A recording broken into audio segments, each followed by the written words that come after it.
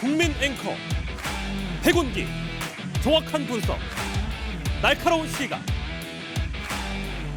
백운기가 하면 다르다.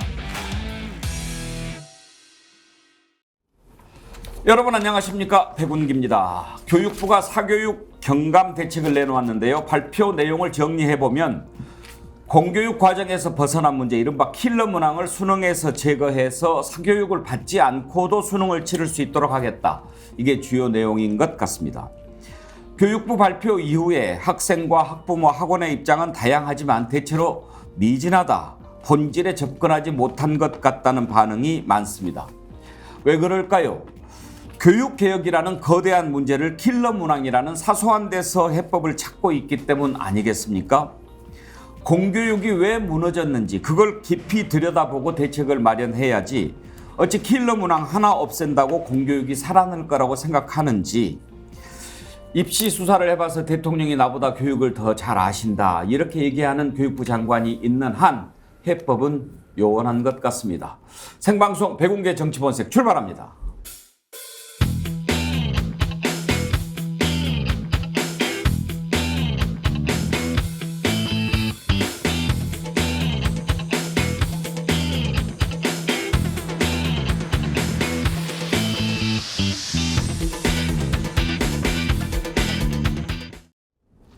네, 오늘 함께 하실 네 분 패널 소개하겠습니다. 최수영 메시지 컨설턴트, 김유정 전 민주당 의원, 양문석 언론학 박사, 최종국 변호사 나오셨습니다. 어서 오십시오. 안녕하세요.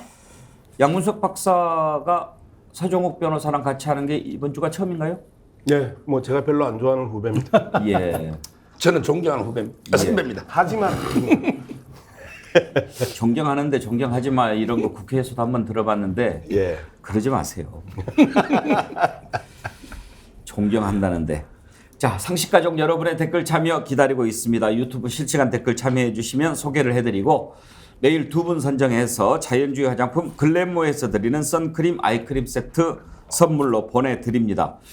그런데요, 제가 소개를 많이 해드리고 또 이제 선정을 하는데 소개했다고 그냥 우리 스픽스 이메일로 연락을 보내주시는 분들이 있습니다. 다 보내드리면 좋겠지만 저희가 그러면 감당이 안 됩니다. 그러니까 선정되신 분들만 보내주시고요. 또 소개를 해드린 분들은 그냥 기뻐하시고 또 소개를 해드리다 보면 앞으로 또 선정이 되니까요. 선정되신 분들만 스픽스 이메일로 닉네임, 성함, 주소, 전화번호 남겨주시기 바랍니다. 정어리 때 100만 운동 펼치고 있는데 지금 40만 명을 눈앞에 두고 있습니다. 39만 6천 명 돌파했는데요. 40만, 50만, 100만 곧 될 것 같습니다. 함께해서 깨어있는 100만 정어리 만듭시다. 진실과 상식이 통하는 세상에 더 빨리 다가갈 수 있도록요. 스픽스 글램모어가 함께 드리는 선크림 세트도 많이 구입해서 주변에 나눠주시면 기쁨이 배가 됩니다. 특히 지금 글램모어 선크림 2+2 구매하시면 한정 수량으로 손 선풍기 드리고 있습니다. 떨어지기 전에 구입하셔가지고 주변에도 많이 나눠주시면 좋겠습니다. 지금 박친당도 선크림, 아이크림 세트 예, 이제 보내드리고 있죠? 이번 주부터 이번 주부터 예, 시작을 할 계획입니다. 많이 좀 드리세요. 예. 댓글 참여도 활발하게 들어오시죠? 예.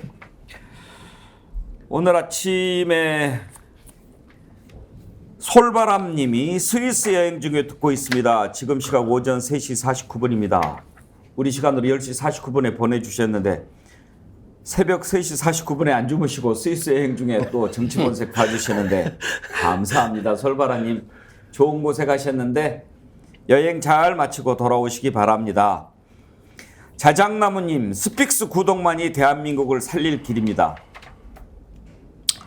자작나무님, 이 말씀은 빈말이 아닙니다. 계속 이렇게 강조해 주셨는데 오늘은 제가 감사의 뜻으로 선크림, 아이크림 세트 보내드리도록 하겠습니다. 저희 스픽스 이메일로 주소 남겨주시기 바랍니다. 초록희망님, 화병을 다스리는 방송 매번 실시간은 못 보지만 반드시 다시 보기로 챙겨보고 있습니다. 한 마리의 정어리로 이 세상을 희망으로 바꾸는데 더욱더 가열차게 나아가겠습니다.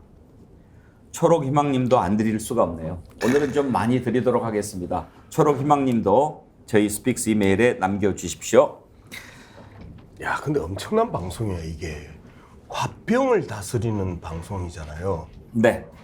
정말 이거는 엄청난 방송이라고 생각합니다. 제가 그 지난 일요일 날에 청주에 이제 후쿠시마 핵 폐기수 반대 집회를 갔었는데 저 처음이었었어요. 정치 본색 잘 보고 있습니다. 이 말씀을 하시는 분이 한 3분 계셨어요. 그래서 이 정치 본색은 아무리 바빠도 반드시 출연해야 되겠구나. 웬만하면 서정욱은 좀 빼줘라. 이 이야기도 있었으니까 참고해 주시기 바랍니다. 서정욱 변호사님이 함께 하셔가지고 우리 정치 본색이 더 보는 사람들도 많아지셨을 뿐만 아니라 예.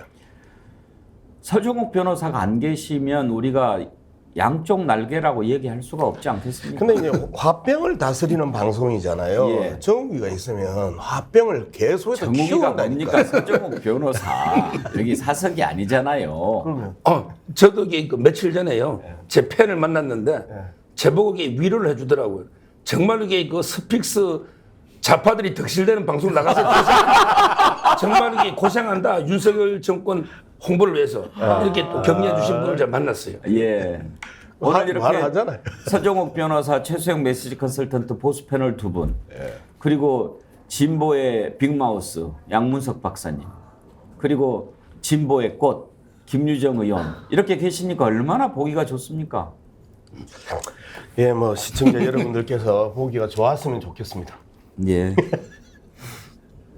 자, 어제 교육부가 사교육 경감 대책을 발표했는데 오늘 그 내용부터 먼저 좀 살펴보도록 하겠습니다.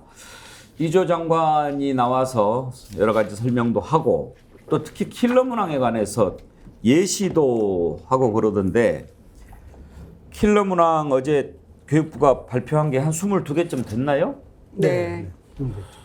저도 이렇게 킬러 문항 봤더니 어렵긴 어렵습니다. 어렵긴 어렵고 사실 또 뭐 제가 졸업한 지도 오래돼서 그래서 다른 건 잘 몰라도 영어 문항 같은 거 봐봤더니 쉽지는 않겠던데 문제는 그것 때문에 학원이 번창하고 이걸 이권 카르텔이라고 볼 수 있는지 킬러 문항 때문에 사교육이 늘어나는지 거기에 대해서는 좀 고개를 갸우뚱하게 됐어요.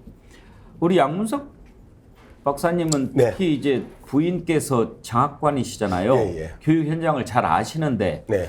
혹시 어제 교육부 내놓은 대책을 보고 네. 뭐 평가 좀 하시던가요? 만날 시간이 없었습니다. 예. 그래도 오늘 이거 하면은 좀 만나서 얘기도 좀 듣고 취재도 하시고 그래야 되는 거 아닙니까? 아유, 우리 뭐 저희 두 분 저는요. 전화로 제가 잘 아는 학원 강사 예. 한 분이 계셔가지고 예. 어제 그분한테 좀 부탁을 드렸어요. 어제 교육부 발표에 대해서 좀 어떻게 생각하시는지 좀 듣고 싶다.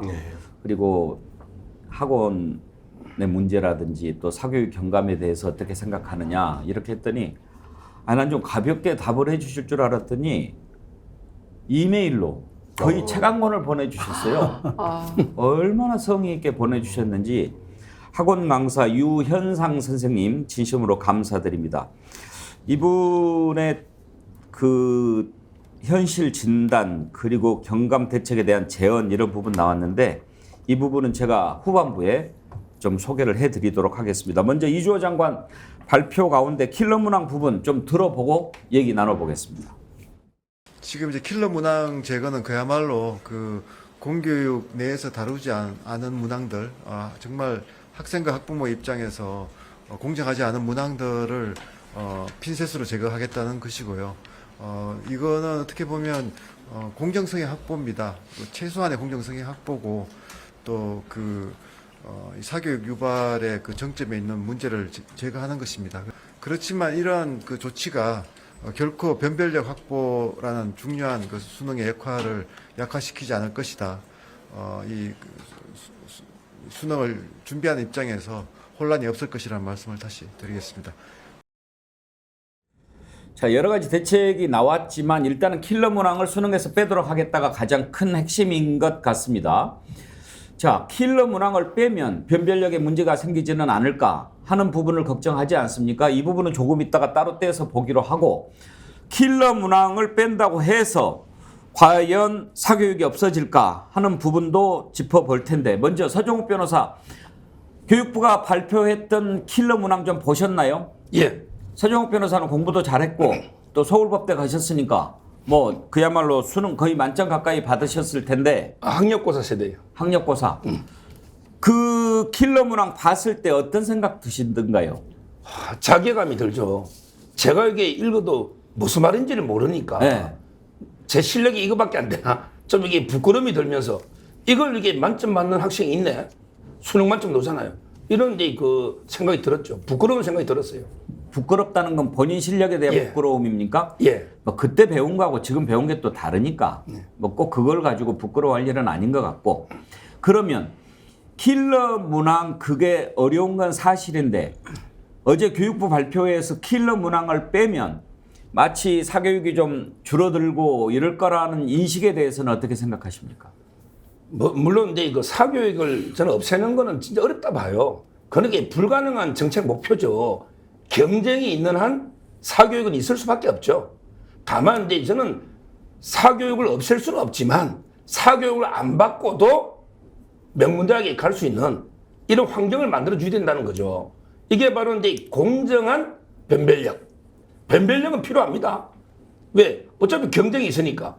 근데 공정한, 이 말은 이게 돈이 없어서 고액 과외를 못 받아도 학교에서 배운 거나 교재로 풀 수 있는, 이게 바로 공정한 변별력이죠. 뭐 일반 사람들은 학원 다니니까 사교육은 있죠. 근데 제 말은 학원 안 가도 그 어려운 문제를 풀 수 있는 이런 환경을 좀 만들어줘야 된다. 그 점에서 저는 공교육을 벗어나가지고 학원에서만 다루는 문제, 이걸 뭐 제 이름을 킬러 문항이든 무슨 문항이든 이름이 중요한 게 아니고 공교육 범위 밖에 범위를 벗어난 문제는 배제하는 게 맞다.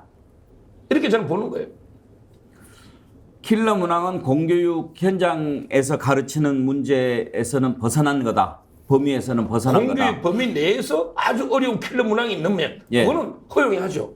변별력은 뒤 되니까. 근데 공교육에서 아주 안 다루는데 학원에서만 다뤄주는 이런 문제는 빼주는 게 학원 안 간 사람도 명문대 갈 수 있도록, 이게 바로 공정한 변별력이라는 거죠. 최수영 컨설턴트는 어제 킬러 문항에 그 뽑은 것에 대해서 어떻게 생각하셨나요? 뭐 3년간 480개 문항 가운데서 이제 뭐 이렇게 추려서 예. 뭐 이렇게 20, 30개 했던 모양인데, 저는 이제 그걸 고르느라고 일단 애는 쓴 것 같아요. 예. 애는 쓴 것 같은데, 사실 뭐 저도 사실 보면 뭐 모르겠어요. 무슨 얘기인지도 모르겠고, 저도 이제 자녀들을 이미 뭐 2, 3년 전에 다 이제 대입 수능으로부터 이제 다 졸업을 했기 때문에 큰 관심이 요즘은 없었는데, 근데 과연 이게 킬러 문항을 없애니까 그러면 이제 이게 교육이 정상화되느냐? 학원가에서 킬러 문항에 대한 광고는 뭐 다 빠졌다 하더라고요. 킬러 문항을 없앤다고 하니까 킬러 문항 가지고 유인책으로 홍보하던 그 현수막들은 다 사라졌다고 합니다. 뭐 그런 정화 효과는 있었는지 모르겠지만, 과연 저는 이렇게 이 킬러 문항을 없앤다고 하는 이게 이번 대입 수능의 본질인가라는 생각이 좀 드는 거죠. 혹시 대증요법이 아닌가 싶은 거예요. 그러니까 사실 우리가 지금 필요한 거는 수능 5개월을 앞둔 상태고 급하긴 하더라도, 그럼에도 불구하고 우리 교육의 어떤 이게 말하자면 올해의 모델이 이후 2, 3년에 계속 모델에 초석이 될 텐데, 너무 급작스럽게 대통령 말씀에 이제 교육부가 뭘 이렇게 하다 보니까 이게 좀 더 근원적으로 가지 못하고 이게 대증적으로 그냥 마취제 투여하듯이 된 건 아닌가 싶어서, 그러면 이제 정말 어떤 식으로 뭐 교육부 장관은 변별력을 준 킬러 문항들을 도입해서 하겠다고 하는데, 그 기준은 어느 정도인지, 사실 지금 그 4개월밖에 사실상 안 남은 이 수능에 대한 지금 뭐 이렇게 그 관계된 분들, 학부모 학생들은 굉장히 지금 조바심도 나고 정말 어려울 겁니다. 그렇기 때문에 저는 킬러 문항이 이렇다고 해서 그냥 소개만 할 것이 아니라 정말 지금 어떤 방향성을 제시해야 되는데, 이렇게 교육부 총리가 기자회견까지 하는데 신뢰성도 없고 타당성도 말하자면 지금 제시하지 못한 이 얘기는 킬러 문항을 없앤다는 건 알려줬지만 그 이후에 어떤 보완책들이 이루어질지에 대한 청사진들이 전혀 제시되지 않아서 이런 부분에 대한 상당한 좀 우려가 좀 되긴 합니다. 어제 킬러 문항 내놓은 걸 보고 현장에서는 이게 왜 킬러 문항이지 하고 궁금해하는 반응도 있었다고 해요. 김유정 의원. 그렇습니다. 그러니까 킬러 문항이 지난 3년하고 올해 6월 모의평가 합쳐서 22개 정도를 뽑아냈다는 거죠. 그런데 한 문제인가 두 문제를 제외하고는 대부분 EBS와 연계된 내용에서 나왔다는 거예요. 자, 그러면은 이권 카르텔 얘기했었는데 EBS가 카르텔의 중심에 있다는 건지 모르겠고요. 이조 장관이 내놓은 대책들이 과연 이 애초에 목표는 사교육 경감 아니었습니까? 그럼 사교육을 줄일 수 있는 대책인가? 여기에 다 갸우뚱한다는 거죠. 심지어 학원 간에서는 지금 이제 킬러 문항 없앴다고 하셨는데 준 킬러 문항 나왔습니다만은 친윤 문제 이런 얘기까지 나온다는 거죠. 그런 단어까지. 친윤 문제는 킬러 문항이 아닌 문항 이렇게 학원에서 이제 한다는 거죠. 그러니까 이제 굉장히 자조 섞인 그런 그 워딩들이 아닌가 이런 생각을 하게 되고요. 기본적으로 이 사교육비의 문제는 지금 초등학교 사교육비가 가장 높거든요. 그게 다 이제 특목고나 과학고나 이렇게 겨냥한 거잖아요. 자사고까지. 근데 그거 없애지 않고 사교육비 줄이겠다라고 하는 근본적인 대책이 될 수 없다고 생각하고요. 특히 오늘날의 입시제도를 만들어낸 한 중심에 이조 장관이 있거든요.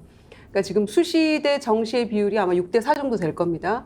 그러면은 지금 보통 우리 아이들이 이제 학원 가서 이렇게 배우고 하는 거는 수시를 겨냥한 내신을 올리기 위한 그런 게 가장 큰 원인이에요.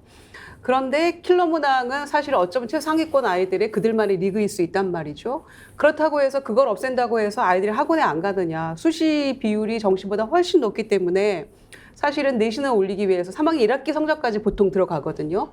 그 다음에 이제 그 등급 산정해가지고 최저 등급 해가지고 수시로 이제 대학 들어가는 건데 그렇다고 하면 내신에서 최대한 끌어올리기 위해서 학원을 많이 가게 되는 건데 과연 이게 킬러 문항하고 무슨 상관관계가 있는가? 킬러 문항 없애고 공교육 강화해야 한다는 말에 모두가 동의합니다만은 과연 장관이 발표한 어제 며칠 전에 그 내용들이 실질적으로 사교육비를 경감할 수 있는 근본적인 대책인가? 여기에 전부 다 회의감을 느끼고 오히려 혼란만 가중시켰다라고 판단하는 거죠. 양문석 박사 의견은 어떠십니까? 예, 지금 뭐 그 김유정 의원이 이야기하셨던 부분들이 그 핵심인데요. 그 이번에 그 발표했던 22개 문항 중에 정답률이 36% 정도 나오는 그런 그 내용이 무슨 킬러 문항이냐라고 지적하신 분이 계십니다. 김익현님, 우리 지금 댓글에도 올라왔고 이제 또 이 제이에게님이 이제 그 EBS 출제 범위 안에 다 있다라고 이제 지적하신 분들도 상당히 중요하고요. 근데 나는 오히려 핵심은 그 이 댓글 중에서 이제 맥빌님 학력고사 세대들이 꼰대 정신으로 현 시대를 재단하려고 한다. 이 부분이거든요. 킬러 문항이라고 이야기를 하면서 계속 이 모든 교육의 주범을 킬러 문항으로 몰아가는 듯한 이러한 이제 분위기인데 사실상 가장 기본적인 게 대학 서열화의 문제 아닙니까? 그리고 그 서울 집중의 문제고요. 이 핵심적인 두 문제에 대해서 전혀 터치를 하지 않으면서 사교육 문제를 그 부각시키고 킬러 문항을 그 주범으로 몰아가면서 실질적으로 현재의 입시 제도 전체를 왜곡시키고 있고 또 국민들의 눈을 가리고 있다. 저는 이제 그렇게 보는 겁니다. 그래서 예, 사실 킬러 문항 하나 없앤다고 사교육이 사라질 거라고 교육부도 믿지는 않을 겁니다. 서정 변호사 그렇지 않겠어요? 그럼요. 이게 그 윤석열 대통령이나 우리 교육 정책의 목표를 좀 분명히 알아야 됩니다. 지금 물론 장기적으로 사교육을 좀 줄여보자는 목표도 있지만 기본적으로 제가 대통령실에 좀 저도 여러 군데 전화를 해봤어요. 취재를 해보니 이번에 그 개혁의 목표는 한마디로 이제 그 개천에서 용이 나는 사회를 다시 만들어야 된다. 이게 더 직접적인 목표입니다. 무슨 말이냐면 이게 제가 학교 들어갈 때는요, 지방이 서울보다 서울대 합격률이 50%가 넘었습니다. 옛날에는 이게 그 옛날에도 사교육은 있었죠. 근데 대구의 고등학교도 20명씩 서울대 갔습니다. 지금 이게 강남에 대부분 학생들이 서울대를 간단 말이에요. 이 말은 이게 개천에서 용이 나는 사회가 이게 이미 무너졌단 말이에요. 따라서 저는 이번에 윤석열 대통령의 개혁의 핵심은 정말 이게 그 사교육을 없애자는 게 직접 목표가 아니고 사교육을 안 받아도 학교 교육만 충실하게 받고 교재를 이렇게 충실히 공부해도 좋은 대학에 갈 수 있는 이런 문제를 내자. 그러니까 이제 공교육 범위 파괴 문제를 내지 말고 킬러 문제는 내라 이거예요. 다만 학교에서 배운 거 교재로 공부할 수 있는 킬러 문항 내라. 변별력이 필요하니까 이게 바로 공정한 변별력 이거거든요. 목표가. 서정 변호사 말씀 들으면서 제가 100%다 동의하는데 예. 다만 저하고 지금 방향이 조금 다른 것 같아요. 예. 다 지당하신 말씀인데 한두 가지만 그러면 제가 서정 변호사한테 질문을 하면서 우리 거리를 좀 좁혀봅시다. 예. 개천에서 용이 나는 세상을 만들겠다. 저는 그거 좋다고 생각합니다. 예. 그러면 순서가 그렇게 가야 되지 않는가 하는 겁니다. 대통령이 지금 우리 사회가 너무 서열화돼 있고 오로지 서울대 나오냐 안 나오냐로 그냥 모든 것이 갈라져 버리는 세상이 됐는데 이거는 마땅하지 않다. 왜 그러냐? 공교육이 무너져서 그렇다. 나는 임기 5년 동안 이제 4년 동안 공교육을 살리는데 모든 것을 바치겠다. 이렇게 대전제를 해놓고 그래서 이제 개천에서도 용이 나오게 해야 되겠다라고 하면서 쭉쭉쭉쭉쭉 문제를 풀어가다가 거기에서 사교육 이권 카르텔도 나오고 킬러 문항도 나오고 이런 것이 순서겠습니까? 아니면 어디서 갑자기 얘기 듣고 야, 그 킬러 문항이 문제라는데 이렇게 해서 거꾸로 가는 그런 모양새 아닙니까? 어떤 게 순서가 맞다고 보십니까? 뭐 저는 데 있고 당연히 앞에 말씀이 순서가 맞고요. 그 점에서 윤 대통령이 저는 데 있고 소통하고요. 그다음에 이 절차 과정에서는 조금 이게 되돌아볼 다시 좀 아쉬운 점이 있어요. 저는 그 순서를 얘기하는 겁니다. 그 순서는 이게 저도 앵커님 말씀 동감해요. 예. 그다음에 또 한 가지. 예. 윤석열 대통령이 어디에서 그 얘기를 듣고 이렇게 지금 진행이 됐는지는 잘 모르겠어요. 그런데 교육부 장관이 또 박대출 정책의장이 그렇게 얘기를 해요. 대통령이 입시 수사를 많이 해봐서 교육에 있어서는 전문가다. 심지어 교육부 장관이라고 하는 사람, 교육부 장관도 한 번도 아니고 두 번째 하고 있는 사람이 나보다 더 많이 아신다. 이렇게 얘기를 하는 것 어떻게 생각합니까? 제가 이제 저번 주 방송에서 이조 장관이나 박대출 의원이 그렇게 대통령한테 한 거는 과잉 아부다. 잘못된 발언이라고 제가 이게 분명히 지적했고요. 근데 이번에 윤석열 대통령이 이렇게 하는 게 갑자기 툭 튀어나온 건 아니에요. 원래 이게 대선 공약집에도 보니까 이런 게 있습니다. 공교육 정상화에서 이런 게 있고요. 이재명 대표도 공약이 있어요. 고난이도 문제는 삭제한다. 다만 이게 옛날에 이제 그게 부각이 안 되고 계속 지시에도 안 먹히다가 이번에 국장을 바꾸니까 갑자기 크게 언론에서 부각이 되는 바람이 된 건데 뭐 저는 툭 튀어나온 건 아니다고 보고 다만 이제 아쉬운 거는 처음부터 앵커님 말씀처럼 좀 이게 절차를 제일 먼저 차근차근 좀 이게 공론화 통해서 소통하면서 밟아와야 되는데 이렇게 갑자기 한 4, 5개월 두고 노는 거 이 점은 저는 아쉬운 점이 있다. 이 말씀 드리고 다만 이게 윤석열 대통령이 이런 공약이 천공하고는 관계없습니다. 천공 스님하고는 관계없어요. 어떤 분에게 천공이 뭐 수능을 없애자니까 윤 대통령이 하는가 이거는 저는 괴담이다. 우리나라의 국민이 뽑은 대통령을 어떻게 천공한테 놀아나는 이렇게 하는 거는 저는 과잉 공격이고 다만 이제 절차적으로는 조금 이게 너무 이게 아쉬운 점이 많이 있어요. 예, 뭐 이야기 좀 출발점을 계속해서 서정욱 변호사하고 이야기하면 어디가 초점인지 내가 지금 구분을 하기가 굉장히 힘들어서 그런데 일단 개천에서 용난다 이야기부터 좀 합시다. 개천에서 용난다 아까도 말씀드렸던 것처럼 학력고사 세대가 계속해서 수능 세대를 갖다가 재단하려고 하면서 지금 발생하는 문제거든요. 학력고사 세대는요 사교육 금지였었어요. 전두환 군사정부가 아예 학원조차도 문을 닫게 했던 그 시절에서 개천에서 용나던 시절이 있었습니다. 그러면 차라리 사교육을 통째로 없애버리든지 그렇게 가는 부분이 맞는데 목표가 뭐냐? 공교육 정상화냐 사교육 축소냐? 지금 이 부분이란 말이에요. 킬러 문항이 공교육 정상화가 아니고 사교육 축소로 지금 느껴지고 있다는 부분에 대해서 전체적인 교육개혁에 대한 부분, 이 정부의 3대 개혁이 교육개혁, 노동개혁, 연금개혁인데 교육개혁에 대해서 던졌다라는 내용이 지금 겨우 이 정도 수준이라는 게 가장 심각한 문제입니다. 두 번째, 대통령이 이야기를 했던 부분을 계속해서 이제 보강하는 과정에 있어서 지금 엉뚱한 방향으로 가는 거거든요. 대통령이 공교육 과정을 강화하자라고 하는 이야기를 던졌는데 이주호 장관이 말을 잘못했잖아요. 학교 수업 문제로 축소시키면서 그러면 엄중한 경고를 먹었어요. 그러면 이 부분에 대해서 다시 공교육 강화라는 측면에 있어서 새로운 아이디어나 기존의 아이디어들을 정리해서 실천을 할 수 있는 과제를 던져야 되는데 계속해서 대통령의 이야기를 엉뚱하게 풀고 가면서 지금 사교육 축소와 킬러 문항으로 문제를 풀고 가면서 정책적인 교육 방향이 어디냐 아무도 모르는 그러면서 아주 지역적인 동네에서 놀고 있다라는 부분들이 가장 핵심이고요. 그다음에 계속해서 공정한 변별력이라고 지금 이제 서정욱 변호사가 이야기하는데 도대체 공정한 변별력이 어느 나라 말입니까? 예? 자, 공정한 변별력에 있어서 그동안에 우리나라 입시에 있어서 핵심은 EBS 그 방송만 보면 학력고사든 수능이든 어떤 시험이든 다 볼 수 있도록 하는 게 기본적인 방향이었단 말이에요. 교육부의 방향이었단 말이에요. 그런데 던진 내용들 필러 문항이라 하는 게 다 EBS 변별력 EBS 출제 범위 안에 다 있었고 EBS에서 다뤘던 문항들이란 말이에요. 그러면 이 부분에 대해서 어떻게 설명할 것이냐. 이걸 갖다가 사교육이라고 치고 그다음에 그 재벌 강사 1타 강사로 그 계속 때리면서 또 특별한 희생양을 만들어서 압수수색할래? 지금 이렇게 논의가 이제 풀려 나온단 말이에요. 그래서 이 논의를 정상화시키려고 하면 대통령이 이야기했다는 공교육 과정에 대한 그 회복이냐, 안 그러면 이주호가 이야기했다는 학교 수업에 대한 강화와 정상화냐, 이 문제에 대해서 똑바로 정리하고 가자. 예. 그다음에 그 사교육의 문제는 개천에서 용이 난다 어쩐다 상관없이 대학의 서열화가 핵심이기 때문에 대학 서열화 문제로 언제까지 우리 아이들이 저 입시 지옥에서 10대를 다 보내야 되냐. 창의력을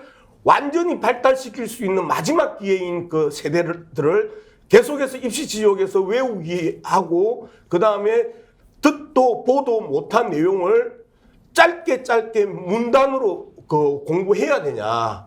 이 예. 부분에 대해서 지적을 해야 되는 거죠. 오늘 양문석 박사님 컨디션이 좋으신 것 같습니다. 서정욱 나오니 제가 좀 잘. 정리가 잘 되셨네요. 근데 김주정 의원, 저는 지금 이렇게 진행되는 걸 보면서 이번에는 좀 어떤 오기 같은 게 좀 느껴져요. 교육과 관련해서 지금 그동안 한 두어 차례 헛발질이 나왔잖아요. 네. 초등학교 만 5세 입학, 그리고 또 주 69시간만 이런 부분들에 나와서 막 또 난리가 나가지고 대충 뭐 없어지고 그랬는데 이번에도 사실은 그런 성의 헛발질은 헛발질인데 야, 두 번이나 그렇게 망신 샀는데 그런 느낌이 좀 들어요. 네, 보기가 매우 그 개입이 된 그런 지금 그 방향으로 흘러가고 있다 이렇게 보여지는데요. 저는 이제 EBS 아까 킬러 문항 22개 3년간 수능 시험 중에서 22개 골랐는데 EBS 연계된 것들이 거의 이제 20개가 넘는다 이런 말씀 드렸잖아요. 그러면 EBS에 대한 지원은 어떻게 할 것인가? 왜냐하면 KBS 수신료에서 아주 일부가 EBS에 지원하는 거고 그게 EBS 재정의 상당 부분을 차지하게 된다는 말씀이죠. 그러니까 2,500원 중에 한 70원 정도가 EBS로 간다는 거예요. 그러면 앞으로 EBS에 대한 지원을 어떻게 할 것인가? 공교육 강화 방안의 일환으로서 이렇게 가야 되는데 그런 어떤 나비 효과에 대해서는 전혀 생각하지 않고 있다. EBS가 타격을 받는다는 거에 대해서는 그게 크게 하나 문제고요. 두 번째는 그 난이도 조절 못 해가지고 한마디로 경질된 교육부 국장은 만약에 6월 모의평가 결과가 내일 나오거든요. 28일 날.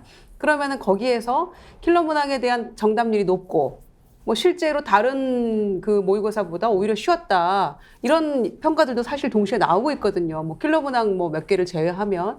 그럼 억울해서 어떡합니까? 그 국장은. 그런데 28일 날 결과가 나오는 육모에 대한 어떤 평가 결과랄지 정답률이랄지 이런 것도 전혀 제시하지 않고 지금 3년치를 한꺼번에 묶어가지고 6월 모의고사 평가와 함께 그 얘기를 장관이 했단 말이에요. 그런데 대통령이 급발진 하시게 된 그 부분은 내가 그렇게 몇 번 얘기했는데 6월 모의평가도 어려웠다며 이거였잖아요, 사실은. 그런데 6월 모의평가 결과에 대한 얘기는 이미 나와 있을 텐데 내일 학생들이 결과를 받아본단 말이에요. 근데 그 얘기를 교육부 장관이 전혀 하지 않고 이런 식으로 문제를 풀어왔다. 그리고 결국은 이게 사교육 경감 대책으로 실질적인 효과가 있는 것인지에 대한 의문이 더 커져가고 있는 이런 마당이란 말이죠. 그래서 도대체 교육부조차도 스스로 이 합선된 게 아닌가, 이 혼란을 겪고 있는 게 아닌가 이런 생각이 첫째 들고요.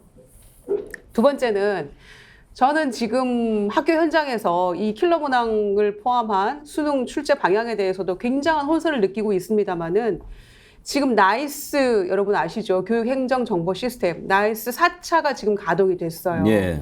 거기에 무슨 뭐 학교 성적 내는 것부터 뭐 학생부부터 다 들어가 있는 그런 어떤 그 학생 행정 정보죠. 그게 지금 엄청나게 오류를 일으켜가지고 학교 현장에서는 이게 지금 6.25 때 난리는 난리도 아니다 이런 말이 나오고 있거든요. 이 부분에 대한 사과 한마디가 없어요. 여기에 기말 지금 다 늦어지고 있는 거예요. 기말고사 지금 냈던 것도 이 학교께 저 학교에서 출력이 되고 확률 통계에 대한 정답을 산출했더니 다른 문제가 답이 나오고 학생들 정보 다 털리고 선생님들 정보도 막 나오고 막 혼선이 된 거예요. 그래서 6월 말까지는 그러면은 3차 나이스를 쓰도록 한다 이렇게 되어 있어요. 임시 허락한다. 그럼에도 불구하고 이미 출제됐던 그 기말고사 문제가 다른 학교로 막 출력이 되고 이랬기 때문에 그거 포기하고 새로 문제 내고 이렇게 지금 대혼란이 겪고 있거든요. 그러니까 시점과 그다음에 과정과 이런 것들이 지금 수능 문제 킬러 문항과 더불어서 이 나이스 4차도 오류가 되게 크게 나고 있어서 학교 현장은 그야말로 너무나 혼란스러운 거예요. 이 모든 예. 것들이 교육을 몇 년 전부터 계획을 세우고 제대로 하더라도 그게 실질적으로는 여러 가지 어려움이 있는데 이렇게 급발진해가지고 될 문제냐. 4차도 1학기가 마치고 나서 조금 시험 가동해 본 다음에 방학 때 그리고 2학기부터 사용하는 게 낫잖아요. 애초에 그 계획대로 이게 그 가동을 못 한다면. 그러니까 이 두 가지 전부 다가 너무나 급하게 즉흥적으로 미래를 내다보지 않고 이루어지고 있다. 예. 그래서 혼란이 더 커지고 있다. 이 말씀이죠. 자, 지금 이제 네 분 말씀을 들어봤는데 대체적으로 의견이 모아지는 거는 그렇습니다. 킬러 문항 문제가 있다. 그래, 문제 있어요. 그러면 이제 그런 부분은 좀 정리가 돼야 되겠죠. 그런데 어찌 공교육이 무너지고 사교육이 이렇게 늘어나는 현실을 킬러 문항 하나 없애면 된다고 생각하는지 그 단순함이 저는 정말 놀랍고요. 대통령이 한마디 했다고 이렇게까지 그냥 대통령이 그렇게 얘기를 하면 대통령님, 그 부분은 제가 대통령님보다 더 전문가입니다. 그건 문제가 있습니다. 그렇지만 공교육을 살리고 사교육을 줄이려면 단순히 킬러 문항 하나 없앤다고 될 일은 아닙니다. 제가 정말 이 부분에 대해서 대통령님 의지가 확고하다면 대책을 빨리 만들어서 보고 드리겠습니다. 이렇게 나가야 그게 진짜 장관이고 2번이나 해먹은 장관이 해야 될 일 아니겠습니까? 제가 앞부분에 말씀드린 학원 강사 유현상 선생님 평가를 한번 소개를 해드리겠습니다. 왜 우리나라의 사교육이 끊이지 않는가? 이분이 명확하게 얘기를 해줬습니다. 우리 부모들이 어떻습니까? 나는 못 배웠어도 돈이 없어서 파출부를 해서라도 내 자식만큼은 좋은 대학 보내고 싶다. 이 마음이 우리나라 부모님들한테 다 있는 것 아닙니까? 그러니 어떻게 해서든지 의대 보내려고 하고 법대 보내려고 하고 그러다 보니 남들보다 더 많이 가르치고 싶고 그런 게 지금 교육 현실 아닙니까? 자, 그래서 이제 사교육을 시킨다 이거예요. 그러면 이제 사교육 현장에서는 어떻게 합니까? 좋은 대학을 보내기 위해서 막 스킬을 가르치는 거죠. 어제도 사교육 스킬이 나왔는데 사교육 스킬에 대해서 이 유현상 선생님이 이렇게 표현하더라고요. 잘 나가는 학원 강사는 부단한 노력을 통해서 킬러 문항에 대한 스킬을 만들어 가르치는 게 사실입니다. 저도 마찬가지입니다. 제가 흔히 하는 말 중 수능이 쉬웠던 과거에는 고기 잡는 방법만 가르쳤는데 지금은 고기 잡는 방법뿐 아니라 생선을 손질해서 뼈를 바르고 학생의 입에 넣어서 먹여줍니다. 이걸 스킬이라고 합니다. 이런 것을 공교육 교사가 현실적으로 할 수도 없고 능력이 없어서가 아니고 굳이 해야 할 이유를 찾기 어렵기 때문에 저는 공감이 많이 됐어요. 그러면서 경감 대책을 전체적으로 봤을 때 특별한 내용은 킬러 문제를 제거한다는 것이고 나머지 내용은 지금까지 모든 정부에서 주장해왔던 내용하고 거의 똑같아서 과연 그 효과가 어느 정도나 있을까 궁금하다 이렇게 얘기를 하셨어요. 그러니까 어제도 제가 주의 깊게 들었는데 킬러 문항 외에는 들어온 게 없어요. 왜? 계속 해왔던 얘기니까. 그것을 어떻게 현실화하겠다는 것인지 이거를 보여줘야 되는 거 아닙니까? 오늘 아침 한 매체의 칼럼을 제가 참 재미있게 읽었는데 옛날 과거도 그렇게 좀 심했더라고요. 그래서 박제가 조선후기 실학자죠. 과거론에서 그런 비판을 했어요. 모든 길을 다 막아놓고 오직 문 하나만 열어놨다. 한순간의 잘잘못으로 평생의 진퇴를 결정짓는다. 물이나 불 속에서 시험을 본다고 해도 대부분 그 속으로 뛰어들 것이다. 조선시대 과거제를 얘기한 겁니다. 그러면서 공교육에서 가르치지 않는 킬러 문항을 수능에서 빼라는 지난 15일 윤석열 대통령의 발언 이후 안 그래도 난장판 아수라장인 입시판이 더 시끄러워졌다. 고작 문제 몇 개 바꾼다고 달라질 난장판이 아니다. 입시 성적 한 방으로 인생 경로가 판가름 나는 한국의 현실이 바뀌지 않는 한 말이다. 바로 이게 본질 아닙니까, 주성 컨설턴트? 맞습니다. 지금 사실 지금 그 칼럼을 인용하셨는데 과거 조선에서의 유일한 신분 상승의 통로가 양반과 중인이 할 수 있는 게 과거제였거든요. 그러다 보니까 이제 인구가 그 당시 우리 조선 중기가 607명만 되는 당시에 여기에만 응시하는 사람들이 10만 명이었다는 거예요. 근데 최종 합격자가 4, 50명에 불과했으니 얼마나 정말 좁은 문이었겠습니까? 그리고 이게 유일한 신분 상승의 통로였기 때문에 할 수 없었는데 그래도 저는요, 그나마 조선시대의 과거에는 마지막 단계가 또 임금이 직접 등장하는 단계가 있습니다. 그러니까 최후가 그러니까 말하자면 합격자들이 한 4, 50명 있을 거 아닙니까? 여기서 우리가 흔히 얘기하는 장원급제라고 하지 않습니까? 이 장원급제는 딱 한 사람을 뽑는데 왕이 직접 이거는 면접을 합니다. 그걸 책문이라고 부릅니다. 대책을 묻는답니다. 주관식입니다. 그래서 이거는 킬러 문항 적용이 안 됩니다. 다른 거는 부정행, 커닝도 사실 조선시대에 있었는데 이건 안 되는데 그때 이 책문을 제가 기록한 것을 보면은 외교, 내치 여러 가지입니다. 네가 임금이라면 이 가뭄을 어떻게 하겠느냐. 명나라의 관계 네가 어떻게 풀겠느냐. 이 정도 문제가 나왔어요. 그나마 그래서 이 장원급제자들이 정약용 이런 사람들을 우리가 배출한 겁니다. 그런데 우리의 사실 이 현실은 조선시대만도 못한 지금 정말 어지럽긴 어지럽고 과열되긴 과열됐는데 이거를 뭔가 말하자면 물길 여러 개로 좀 터주지 못하는 이런 문제는 반드시 좀 지금 논의돼야 되는데 제가 아까 말씀드렸지만 대증요법 그러니까 진통제 하나를 놓는 그런 말하자면 대책인 것 같아서 그게 조금 아쉽다는 얘기죠. 지금 교육 현장에 암에 걸렸는데 암을 치료하려면 어떻게 해야 됩니까? 수술해야죠. 중병에 걸리면 완전 수술해야죠. 사봐야 될 거 아닙니까? 그런데 그냥 손가락만 보고 있는 거 아닙니까? 서정욱 변호사 용산하고 통하고 뭐 그렇게 되신다고 그러는데 정말 옳다고 생각하는 바를 얘기를 해주세요. 이건 순서가 좀 잘못된 것 같다. 물론 이제 사교육을 줄이거나 없애기 위해서 킬러 문항 하나 게 없앤다고 되는 건 아니죠. 그는 앵커님 말씀이 100번 맞는데 문제는 이제 그래도 이게 킬러 문항을 없애는 게 조금이나마 아니 킬러 문항 없애라고 도움이 되니까 이게 저는 기본적으로 교육 계획에 이제 시작이 돼야 된다. 그러니까 아니 킬러 문항 없애라고요. 킬러 문항 내가 보기에도 없애는 게 좋겠어요. 근데 짧게 보면 지금 이제 킬러 문항 없앤다고 그러니까 학원에서 어떻게 합니까? 자 그러면 이제 중킬러 문항 중심으로 공부를 하자 막 이렇게 이야기한다는 거 아닙니까? 그러니까 킬러 문항 없앤다고 사교육 없어지겠습니까? 아니 그러니까 제 말은 이게 없어지지 않죠. 그게 만병통치약도 아닌데. 사교육 없애려고 킬러 문항 없앤다는 거 아닙니까? 근데 문제는 그러면 킬러 문항을 계속 두게 됩니까? 그건 아니잖아요. 지금 저하고 그렇게 제 말은 그래서 저는 수많은 교육 계획의 난제들이 있는데 그 중에 하나가 킬러 문항을 없애는 것도 저는 도움이 된다고 보니 이걸 계기로 해서 우리 국민이 힘을 모아서 교육 계획에 한번 나서보자. 작은 첫걸음 아니냐. 이거 하나 없앤다고 이게 다 된다고 저는 생각 안 해요. 그나저나 윤석열 대통령 왜 기자회견 안 하는지 모르겠어요. 한다 하는데 만약에 기자회견 하면 기자가 한번 그렇게 물어봤으면 좋겠어요. 킬러 문항 없애면 사교육 없어진다고 생각하십니까 하고. 그거는 없어지지 않죠. 그거는 뭐 제가 보기에 당연한 거고요. 제 말은 그러니까 수많은 교육계획의 과제가 있죠. 어떻게 교육계획이라는 게 하나 뭐 한다고 되겠습니까? 제 말에 철들도 한 걸음부터 가잖아요. 여기서부터 하나하나 이제 계획을 좀 해보자.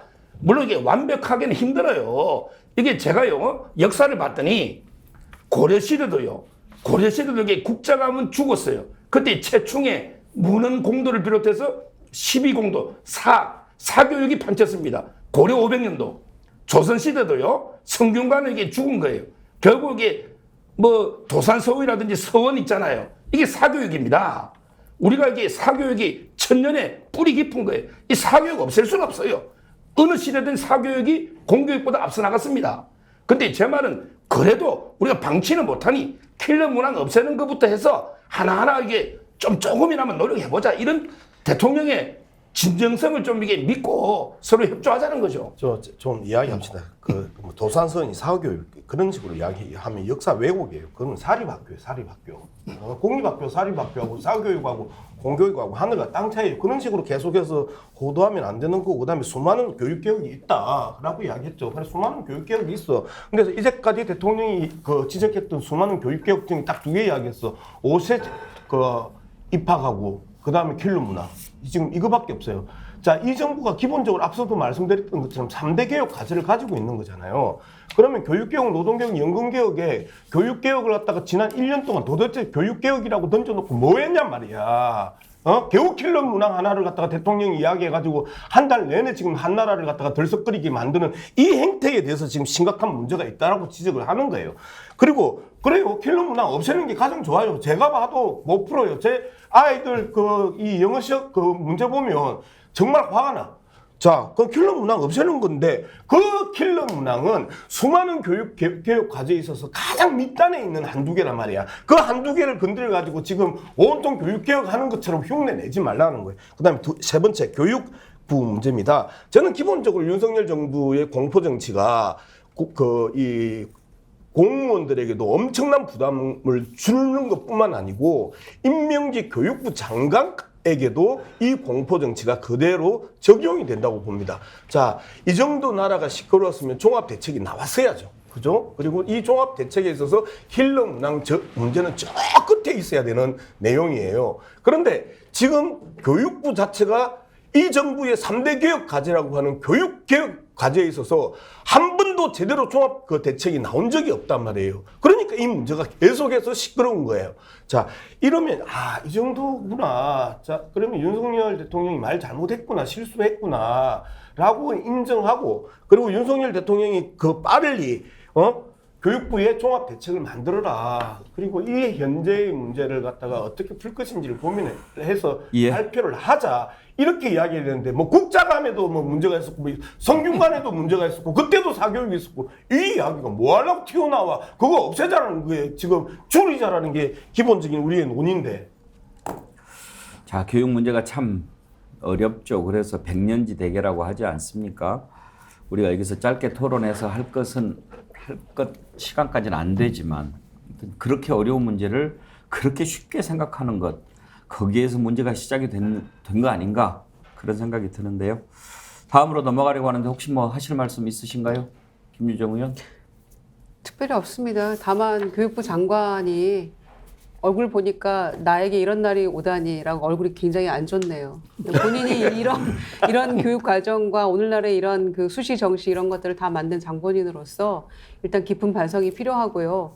이런 어떤 임시 방편으로 이 근본적인 어떤 문제가 해결될 수 없다는 거를 반드시 명심하고, 이번 수능이 끝나고 나면 대대적인 교육 개편에 관한 청사진을 다시 내놓지 않으면 점점 더 수렁에 빠지게 된다는 거를 다시 한번 말씀드리고 싶습니다. 그래요. 그리고요, 우리가 참 장관이라고 하는 자리가 얼마나 올라가기 힘든 자리입니까? 자기 인생의 모든 경험을 녹여서 나라 발전을 위해서 몸 던지는 자리인데 그 장관을 2번이나 하는 거 아닙니까? 그러니까 부총리급으로 격상까지 됐잖아요. 예.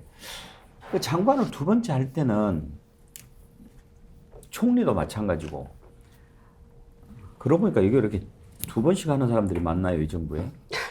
내가 이번에 정말 교육부 장관 2번째 하는데 내가 정말 있는 동안에 몸을 아주 뼈를 가루로 만들더라도 대한민국의 공교육 바로 세우겠다, 이런 생각을 한번 딱 먹고 시작을 해서 대통령을 설득을 해서 그렇게 간다든지 그래야지, 2번이나 장관을 하면서 뭐 대충 뭐 이까이끔 뭐 옛날에 했던 경험으로 뭐 그냥 가자, 이런 생각하면 안 되잖아요. 그러니까 제가 또 하나 지적하고 싶은 게, 지금 잘 모르는 분들이 있는데 2025년부터는요 고교 학점제가 시행이 됩니다. 고교 학점제가 정확히 뭐냐면은 지금 중2 애들이 고등학교 1학년 되는 해부터요 자기가 수업을 마음대로 선택해서 들을 수 있어요. 1학년 하나만 자기가 공통된 과목 이수하고 나머지는 해요. 그런데 이 문제를 그러면 이렇게 선택된 학점들을 어떻게 수능에 반영할지 전혀 대책이 안 나왔어요. 일단 시행만 하기로 했어요. 근데 이거 굉장히 큰 문제거든요.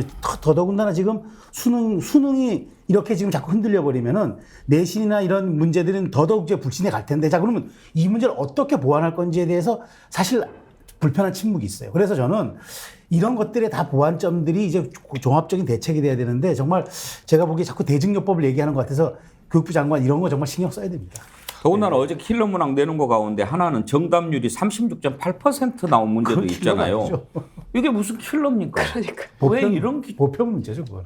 그러니까 이제 이게 이번 그 발표가 얼마나 주묵구구식이고 그 이 현재의 상황을 모면하기 위한 그 이 잔머리인지가 이제 드러나는 게 그런 거예요. 정답률이 36%가 나온 것도 킬러 문항이라고 설정 넣었단 말이에요. 이런 부분인데 앞서 이제 앵커께서 말씀하셨던 것처럼 장관을 2번씩이나 하고 국무총리를 2번씩이나 하면요 자리에 연연하지 않고 정말 나라를 걱정하고 그 다음에 대통령이 잘못 가면 그 부분에 대해서 제대로 이야기를 하고 해야 되는데 둘 다 똑같은 거예요. 한 사람은 공포 정치로 계속해서 그 자신의 주장을 갖다가 정당화시켜라. 억지 대책을 내놓으면서 자신의 주장을 정당화시키는 이러한 정치적인 이 참모로서의 역할만 계속 강요를 하는 거고, 그리고 여기에서 정치적 참모 역할을 잘 못하고 대통령이 이 부분에 대해서 잘못했다라는 부분들이 증명되면 내 모가지가 날아가겠구나 하면서 오로지 자리를 지키기 위해서 또 국민의 눈을 속이고 그리고 국민들을 더 답답하게 하고 화병나게 하는 이러한 행태들이 계속해서 지속되고 되풀이되고 있다. 이제 이런 부분을 우리는 지적하지 않을 수가 없는 거죠. 하여튼 이렇게 사람이 없나 요즘 그런 생각이 많이 듭니다. 교육이라고 하는 것 참 새로운 방향에서 접근해서 그전에 공교육 실패했던 그런 사람을 다시 쓰는 이유가 뭔지 모르겠어요. 공교육을 바로 세우겠다면 거기에 대해서 확실한 인식을 갖고 있는 사람, 그런 사람을 찾아서 써야 되지 않겠습니까? 이제 곧 또 인사를 한다고 그러죠.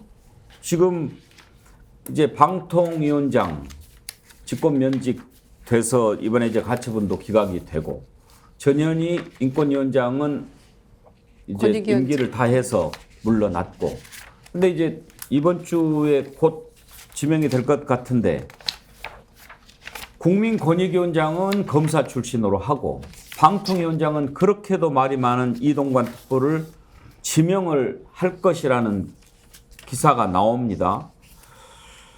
이건 오기도 아니고 왜 이럴까요? 더군다나 오늘 뭐 이런 기사가 떴던데 이동관 특보가 또 그전에 한 종편에서 당시 검찰총장이었던 윤석열 대통령을 두고 패거리 문화 갖고서 수사 제대로 했겠냐 이렇게 비판한 영상이 화제가 됐다라고 해서 찾아봤는데 한번 들어보십시오. 또 그렇게까지 비난하는 사람을 또 쓰는 건 또 뭔지 말이죠. 한번 들어봅시다. 국민의 대표인 국회에 나가서 거짓말한 건 저는 안 된다고 생각합니다. 그랬더니 가장 예리한 칼을 들고 있는 검찰총장이 그동안 적폐 수사를 해서 뭐 어쩌고저쩌고 하는 얘기는 그만두더라도 6-7번이나 소개했냐 안 했냐 했더니 없다고 해서 철석같이. 그러더니 녹취 파일이 나오니까 그럼 변호사 선임을 뭐 안 한 거라고 이렇게 얘기했는데 그 뒤에 또 국세 서류 낸 게 나왔어. 그러니까 사실은 내가 그때 윤대진 보호하려고 기자한테 거짓말한 거다. 이런 의식을 가진 사람이 검찰총장직을 진짜 할 수 있는 건가요? 난 이건 법의 이전의 문제라고 생각해요. 저는 정말 솔직히 말하면 분노감이 들어요. 그러면서 남한테는 그 칼을 들이대가지고 적폐청산 수사한다고 100여 명을 기소하고 도고 합계 130년 이런 정도의 그 패거리 문화를 갖고 수사 제대로 했을까? 김유정 의원, 윤석열 대통령 저걸 못 봤을까요? 지금쯤 보시지 않았을까요? 이동관 특보가 2018년, 19년 그때 특별히 뭘 맡고 있지 않았을 때 방송 활동을 되게 많이 했거든요. 여기저기 패널로 참여도 했었는데 그럼 패거리 문화로 수사 제대로 했겠나. 거짓말하는 사람이 검찰총장 자격이 있나. 근데 뭐 대통령은 할 수 있다고 생각하는 것 같아요. 별 얘기 없는 거 보니까. 그때 그 검찰총장 인사청문회 당시에도 법사위에서 가장 공격했던 사람이 장제원 의원이거든요. 공격수로 활동했던 여러 사람 중에 앞장서서 했었는데 지금 윤핵관 중에 윤핵관 아닙니까? 그러니까 과거에 비판했던 사람들이 지금은 다 이렇게 핵심 측근들이 되어가고 있는 게 아닌가 하는 그런 아이러니한 상황을 맛보고 있는데요. 그럼에도 불구하고 이동관 같은 사람이 지금 언론의 소위 이제 이런 그 편향적인 그 대통령실의 시각에서 편향적인 언론을 바로잡고 할 수 있는 사람은 MB 때 해봤으니까 이동관 특보가 적임자다. 이렇게 보고 있는 게 아닌가 싶습니다. 서정욱 변호사는 우리 윤석열 대통령의 도량이 넓어서 그렇다고 생각하십니까? 지금 이제 그 서정욱 검색어를 치면요. 예. 제가 근데 윤석열 대통령이 그 총장 될 때 문재인 대통령이 윤석열 총장을 임명했잖아요. 그때 제가 신문에 칼럼을 썼어요. 권력의 충견 윤석열 절대 총장 안 된다. 그렇게 썼어요. 그게 제일 많이 떠들어다네요. 예. 그때 문재인 대통령이 왜 임명했습니까? 하지 말라는데. 지금 와서 이게 윤석열 대통령 요가지. 그때 윤석열을, 오늘의 윤석열을 누가 만들었어요? 이게 문재인 대통령이 만든 거 아닙니까? 저는 그때 반대했었어요. 근데 지금은 솔직히 저는 윤 대통령 좋아하고 친합니다. 왜냐하면 이게 한 번 사람이 비판할 수 있죠. 비판했다 해서 안 써야 됩니까? 저거는 칭찬해 줘야 되는 거예요. 도량이 넓네. 내를 비판한 사람까지 포용해서 쓰네. 내한테 아부만 하는 사람 쓰는 것보다 자기를 비판한 사람 합리적인 비판이면 수용하고 하는 게 저는 오히려 저거는 흠잡을 게 아니다. 윤석열 대통령이 저걸 이동관 수석이 말한 걸 모를까요? 윤석열 대통령 칼럼 직접 다 봅니다. 유튜브도 직접 다 봅니다. 특히 제 건 다 봐봐요. 근데 안 볼까요? 저는 알면서도 이게 지금 방송이 완전히 두 조각이 나 있어요. 비상 상황입니다. 지금 방송은 내전 상태예요. 제가 보기에 거의 뭐 지금 방송계가 완전히 두 조각이 보수 진보 사이에 아주 위기 상황입니다. 이런 게 비상한 상황에서는 저기 비상한 능력이나 경험 있는 사람이 필요하다. 아니 이동관만한 대안이 어디냐? 대통령이 판단하니까 쓰는 거 아니겠습니까? 물론 이게 진보 좌파 진영에서는 이동관 MB 때부터 권력 장악하고 이런데 왜 이런 사람 쓰는데 반대하는 거 저 이해합니다. 반대하겠죠. 근데 보수 진영 일부에서는 그래도 이동관이다. 대안이냐? 이렇게 쓰는 거 아니겠습니까?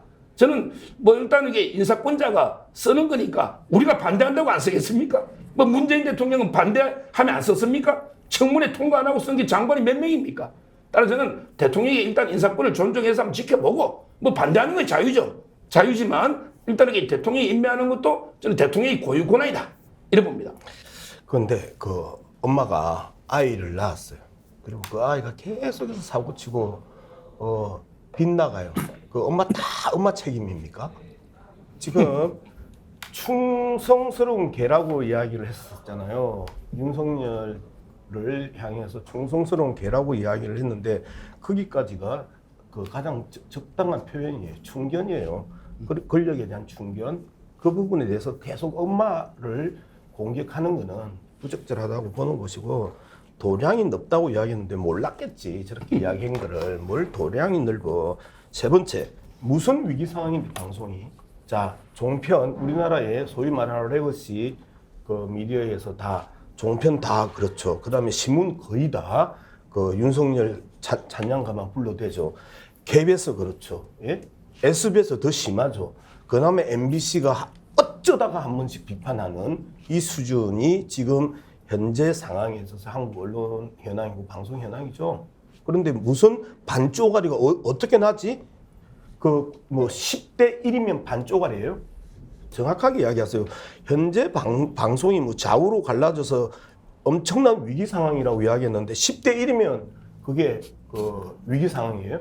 그리고 반쪽이에요? 첫 번째, 그리고 10대 1에 그 1도 이제는 완전히 기가 죽어가지고 이래저래 얻어 터지니까 비행기도 안 태워주지, 뻑하면 압수수색 들어오지 이러니까 이제는 거의 일주일에 한두 번 비판 기사 그 올리는 이런 상황인데 10대 1이 아니고요. 11대 빵이에요. 이제 이런 상황에서 무슨 이동관이 긴급 구원 투수처럼 들어온다고 이야기를 하십니까? 그래서 좀 나는 방송 토론을 하면서도 좀 그렇게 했으면 좋겠습니다. 웬만하면 현상을 갖다가 왜곡 안 했으면 좋겠고, 예. 그리고 과장 안 했으면 좋겠어요.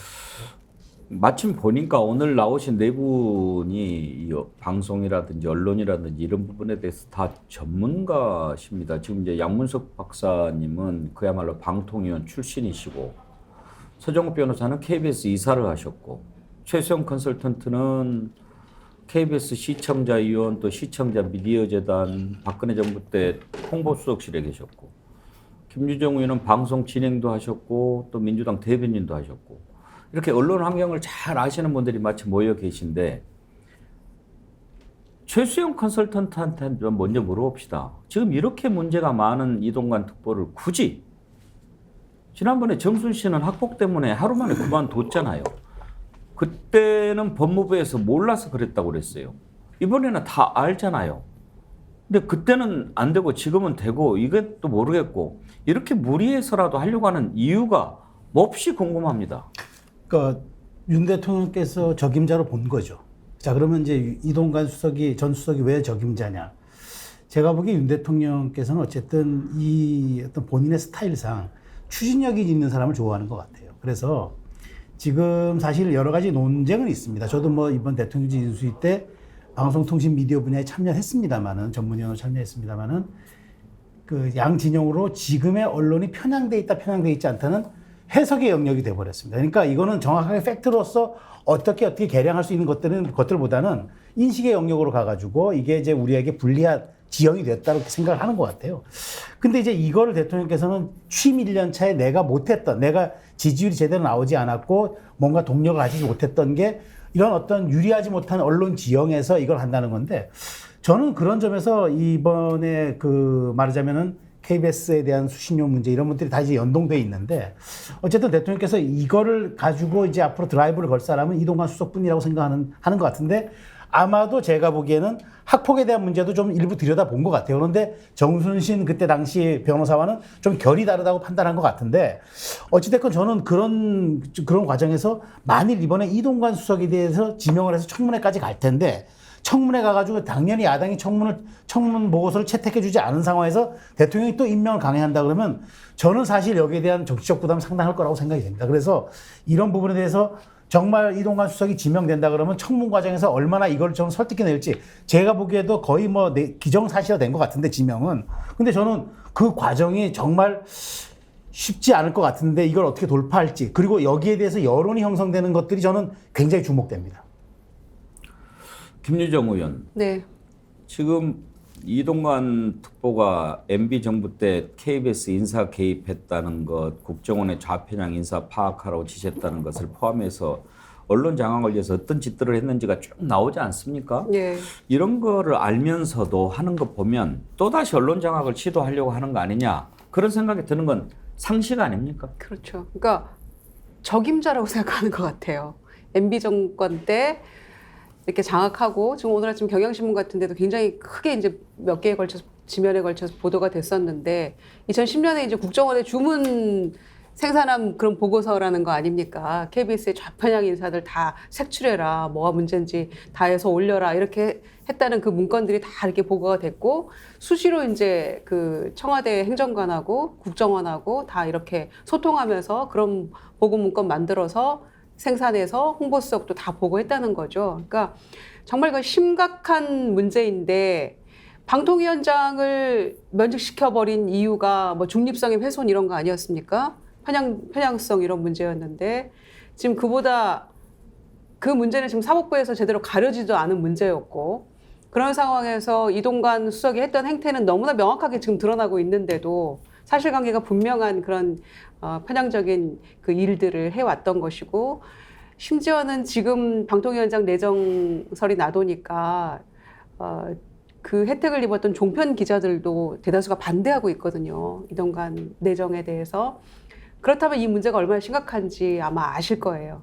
그런데도 이거를 강행하는 것은 MB 때 잘했네, 또 시켜봐야 되겠네, 이거 말 안 듣는 방송들 좀 정리를 해야 되겠네, 이렇게 지금 생각하고 있다는 것밖에 안 보이거든요. 그러니까 지금 해왔던 것도 본인의 그 과오나 실수에서 비롯된 바이든 날리면 사태 때부터 해가지고 이 방송이나 언론이 이렇게 몰아가게 하고 있는데, 또는 뭐 한동훈 장관 관련해가지고, 개인정보 관련해가지고 청문회 자료 가지고도 MBC 압수수색하고 이런 사태까지 이르는 거 아닙니까? 그거보다 더 지금 심한 일을 아무렇지도 않게 하겠다라는 대국민 선언에 다르지 않다, 이렇게 보여지고요. 그래서 이거는 정말 임기 이제 갓 1년 지난 대통령이 지금보다 더한 어떤 언론 탄압이나 방송 장악으로 가겠다는 선언이기 때문에 대국민 선전포고 하겠다는 거죠. 나나님, 이동관 임명하면 돈 많은 가해자는 피해자랑 합의만 하면 이제 학폭 따위는 문제 없다는 윤석열 정부 철학으로 받아들일랍니다. 마루하님, 지금 언론 통제하려면 아주 쉬울 듯. 기자 정신도 없는 애들 태반이고 방송도 권력에 붙어서 방송하고 있는데 이런 상황에서 언론 통제하려면 그냥 할 수 있겠죠. 그런 의견 주셨어요. 자, 이렇게까지 하는데도 밀어붙이죠. 아, 그리고 손영욱 변호사, 국민권익위원장에 검사 출신 뭐 내정했다라고 보도가 나오던데 그분은 어떤 분이에요? 제가 이제 그 군대 생활을 원주에 법무관을 했어요. 예. 국립법무관. 예. 그때 그 원주지청장으로 제가 잘 아는 아, 분입니다. 예. 그 이후에 아마 대검의 중수부장 하시고요. 고검장까지 하셨을 거예요. 상당히 그 윤석열 대통령의 멘토죠. 김홍일. 예. 제가 알기로 충청도 분으로 알고 있고요. 자, 이동관 수석에 대해서 일단 우리 김유정 의원님 말씀 중에 한상혁 위원장을 면직한 게요. 중립성 때문에 면직한 거 아닙니다. 중립적 인사는 원래 없어요. 방통위는 여당 몫, 야당 몫이 있어요. 그게 중립적 인사가 어디 있습니까? 그럼 이게 김현은 중립적인 사람입니까? 그렇잖아요. 거기 김효재, 우리 또 이게 이런 분들이 다 당의 추천이기 때문에 중립적인 인사는 방통위에 아예 없어요. 원래부터 방통위는 권력을 잡은 사람이 3명 먹고 야당이 2명 먹고 이런 게 방통위입니다. 우리 위원님 계시지만 우리 위원님도 아주 중립적이고 딱 객관적인 분은 아니잖아요. 민주당이 지금 출마하려고 하잖아요. 따라서 한상혁 위원장 자른 게 이거는 밑에 국장부터 과장까지 구속이 됐잖아. 범죄로 기소가 됐잖아. 그래서 이번에 면직한 거고 법원에서도 그래서 집행정지도 패소한 거예요. 요걸 바로 잡고. 그 다음에 두 번째, 자국의 방통위의 중립적 인사, 그러니까 이동관 수석이 그게 아니라고 하는데 제가 조금 전에 이야기한 것처럼요. 지금 이게 어떻게 딱 중립적 인사가 방통위 누가 추천합니까? 당에서 추천하는데 아무래도 이게 자기 당에 충실한 이런 분들 추천하지 않겠어요? 현실이. 물론 이게 이론적으로야 또 5명이 다 가장 중립적이고 편향된, 그러면 최민희는 왜 추천합니까?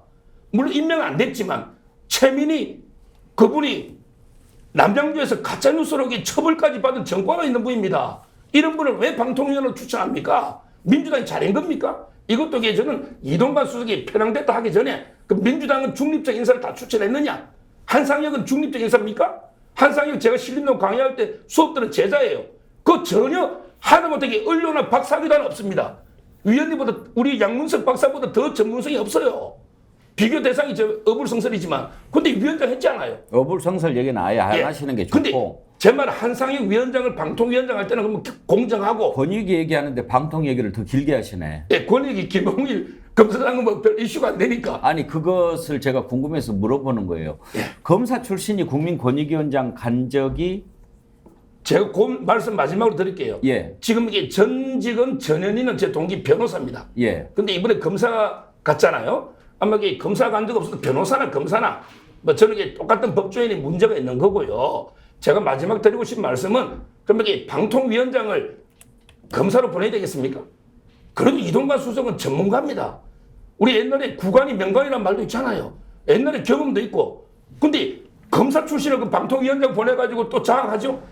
저는 차라리 전문성이 있는 이동관, 그래도 이게 옛날에 언론인 출신이고 동아일보 이러니까 구관이 명관이라서 지금 국무총리 교육부 장관이 그렇게 일을 잘하는 거군요. 다 명관은 아니지만 제 말은 이게 경험이나 옛날에 그게 오히려 전문성은 있으니 검사 출신을 방통위원장 보내는 것보다 낫지 않냐. 농담 반 진담 반으로 지금 하는 이야기입니다. 그건 또 무슨 논리인지. 농담 반 진담 반은. 그러니까 이제 역대 권익위원장이 법률가 출신들이 좀 있긴 있었어요. 예를 들면 김영란 변호사, 예. 뭐 박은정, 뭐 이런 분들은 양건 이분도 법률가 아닌가요? 그래서 이제 지금 초대부터 2008년에 이제 권익위가 생겼으니까 전현희 위원장이 7대였는데 이제 법률가 출신이 한 반은 되는 것 같아요. 전현희 의원도 이제 변호사니까. 이제 그런 걸 생각한다면 뭐 이 검사 정권에서 검사가 가는 게 그렇게 어색한 건 아니다. 오히려 왜냐하면 이분이 처음에 방통위원장에 거론이 됐었어요. 그러다가 이제 이동관 카드가 나오게 된 거고. 그러니까 그거보다는 그런 설도 있었기 때문에 방통위원장에 검사가 가는 것보다는 차라리 법률가 출신이 그래도 한 절반은 됐었던 권익위원장이 조금 더 맞는 것 같다. 사람이 먼저입니까? 이런 자조 섞인 이런 자조 섞인 얘기가 나오고 있는 수준인 거죠. 그러니까 저 사람은 내가 뭐든지 한 자리 줘야 돼라고 해가지고 막 찾다가 뚜두두두두 가다가 딱 꽂는 게 인사입니까? 이게 위설관 형식처럼 돼버린 건데 이것도 기가 막힌 현실이죠. 그런데 놓고 보면 방통위원장보다 낫지 않나? 막 이런 정말 그 우스갯소리까지 나오고 있는 그런 형국인 거죠. 인사를 그렇게 하면 안 되죠. 안 되죠. 그 자리가 왜 있습니까? 거기에서 어떤 정책을 펴고 지킬 걸 지키고 그렇게 해야 되니까 거기에서 가장 그 분야에 어울리는 전문가를 갖다가 일을 한번 해보도록 해야지. 내가 너는 무조건 챙겨줄게. 이렇게 하다가 가고 되겠습니까? 저도 좀 많이 뭐 지명하지 안 됐습니다만 그 부위원장 중에 한 명이 뭐 이번에 인수위와 있던 그 전문위원 하던 분이 한 분 계신 것 같아요. 형사법 전문가라고 그러더라고요. 근데 지금 이 김홍일 이분도 사실은 형사법 전문가로 제가 알고 있는데 그런데 이 사실 권익위원회 성격상 행정법을 좀 전문가들도 와야 된다고 그러더라고요. 왜냐하면 이게 부패에 관련한 문제도 있겠지만 이게 정부 부처를 말하자면 이게 그러니까 이게 옛날에 부패방지위원회하고 다 합한 기구들 아니겠습니까?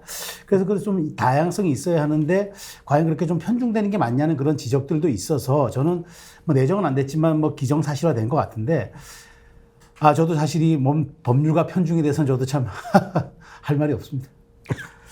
예. 검찰이 권익 보호에 앞장서는 기관이라 검찰에 평생을 담은 사람을 권익위원장 보내면 국민 권익을 더욱 보호할 수 있다. 양문석 박사 그런 논리겠죠? 예. 예. 환영합니까? 뭐 이제 뭐 방통이든 권익이든 제가 이제 인사 문제를 능력의 문제, 전문가의 문제로 이제 서정록 변호사는 이제 이야기를 했던 것 같은데 예를 들면 이동관 위원장 내정자 같은 경우에는 방송 전문가 아니잖아요, 그죠? 신문 출신이고 방송 장악 전문가죠. 이제 그런 부분에 있어서 이동관, 저는 이상민 행자부 행안부 장관, 그다음에 뭐 한동훈 법무부 장관 이런 사람들을 캐스팅할 때 능력의 문제가 아니고 사적 관계와 의 문제다라고 이제 봤던 것이고요. 그리고 이 또한 현재 뭐 권익이든 방송이든 사적 관계의 문제가 아닐까. 그들의 기본적인 능력에 대한 문제를 가지고 현재 인사를 하는 건 아니지 않는가. 이 부분에서 출발을 하면 윤석열 대통령의 인사 문제가 상당 부분 풀리지 않을까. 네, 그렇게 생각을 합니다. 예. 오늘 또 사실 이 내용도 좀 다뤄보고 싶었는데 시간이 다 가버렸네요. 일본의 후쿠시마 오염수 방류 준비를 거의 마쳤다. 해저 터널도 이제 곧 다 완공한다고 그러는데 그러면 방류하지 않겠습니까?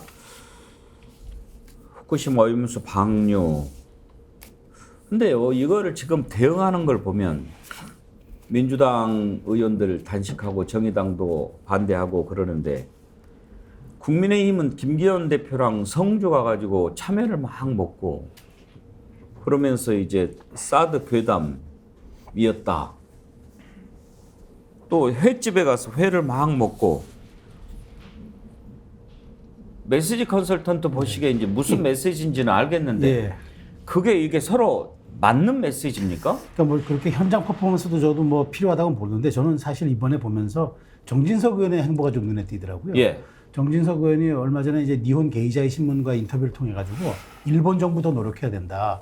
이런 얘기들에 대해서 주변국들이 안심할 수 있도록 설득 노력해야 된다라고 강력하게 일침을 가했더라고요. 정부 여당의 중진 정치인들하면 뭐 이런 정도 일본을 압박하는 또 일본을 우회적으로 좀 일본 정부에 대해서 어떤 노력을 더 촉구하는 이런 것들이 더 국민적 신뢰를 좀 더 얻지 않을까 싶어서 퍼포먼스 행위도 중요하겠지만 저는 그런 실질적인 일본 정부를 압박하는 정부 여당의 노력도 필요하다고 생각이 됩니다. 아니 김유정 의원 지금 후쿠시마 오염수 방류가 되면 수산물이 매우 위험해질 것이다 이런 얘기를 하는 건데 지금 횟집 가서 회를 먹는 게 무슨 상관입니까? 그리고 그건 먹방하고 즐기는 거죠. 그러니까 방류를 하지 말도록 우리나라가 일본에 압박을 가하는 것부터 지금 현재 할 수 있는 그게 최선이라고 생각을 하는데 지금 가서 다니면서 이거 먹고 저거 먹고 참외 먹고 성주 참외 이제 괴담을 후쿠시마 괴담이다 이렇게 연결시켜서 지금 비판하고 있는 거 아닙니까? 그런 일들이 지금 이 문제 해결에 어떤 도움이 되는지 잘 모르겠어요. 그러니까 이거는 마치 세월호 단식 투쟁하고 있는 그 분들 옆에서 피자 먹고 막 먹방 폭식 투쟁했던 그 사람들을 보는 것 같은 그런 느낌이어서 야당은 단식 투쟁하고 있는데 여기저기 다니면서 먹방하고 있는 이런 모습. 물론 그게 현실적으로 상인들에게 뭐 도움은 될 수 있겠죠. 국민들에게도 일정 부분 뭐 지금 먹어도 됩니다. 이런 얘기를 하는 사인일 수 있겠으나 근본적인 문제는 방류 이후에 어떻게 할 것이냐의 문제 아닙니까? 방류하고 나서 후쿠시마 가가지고 생선 먹고 이렇게 할 수 있나요, 지금? 지난번에 일본 갔을 때 나왔던 간식도 제대로 먹지 않았다는 얘기가 분분한 거 아닙니까? 서정욱 변호사는 지난번에 후쿠시마 오염수 방류한 다음에도 수산물 먹겠다고 공언을 하셨죠? 지금 이제 이번에 방류하는 거는요, 처리수입니다. 처리수.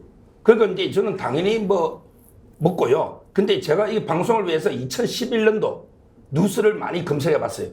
그때는요, 긴급 상황이라서 물 있잖아요. 완전히 그때는 핵폐수예요. 2011년도 핵폐수가 하루에 300톤씩 막 방출이 됐어요. 핵폐수가. 그러면 이게 4, 5년이 지나 돌았잖아요. 그러면 이게 지금 우리나라 물고기들, 태평양 물고기는 먹으면 안 되잖아요. 2011년도에 핵폐수가 300톤씩 나왔으니까. 그거 지금 먹잖아요, 사람들이. 오히려 저는 앞으로 방출되는 거는 처리수기 때문에 더 안전하다. 2011년에 배출된 물보다. 이렇게 보기 때문에 지금 먹는 게 더 의미가 있죠. 네, 제가 이야기해야 되죠. 시간은 다 됐습니다만 우리 양문석 박사님 정리해 주십시오. 정말 그 어이가 없는 이야기를 계속해서 하니까 내가 할 말이 없고 어쨌든 뭐 일본이 IAEA의 그 최종적인 결정을 받아서 방류 여부를 결정하겠다 일본의 기본적인 입장이었는데 어제 오늘 계속 터지는 게 IAEA의 핵심 이 간부들이 일본으로부터 뇌물을 받아 쳐드셨다라는 부분에 대해서 지금 심각하게 이제 문제가 되고 있고요. 그 다음에 IAEA의 그 보고서가 이미 일본에 가 있고 그걸 갖다가 고치고 있는 중이다. 그래서 이제 방금 이야기했던 이 오염수를 처리수로 고쳐주고 삼중수소 없다 뭐 이런 이야기들을 해달라고 했다라는 게 현재 언론에 나오고 있는 부분을 지적을 하고요. 예. 그다음에 방사능 오염수라고 이야기를 한 사람들은 김기현이고 원희룡이고 박진이고 그다음에 대통령실 안보 이 실장입니다. 그들이 그러면 괴담의 원조죠.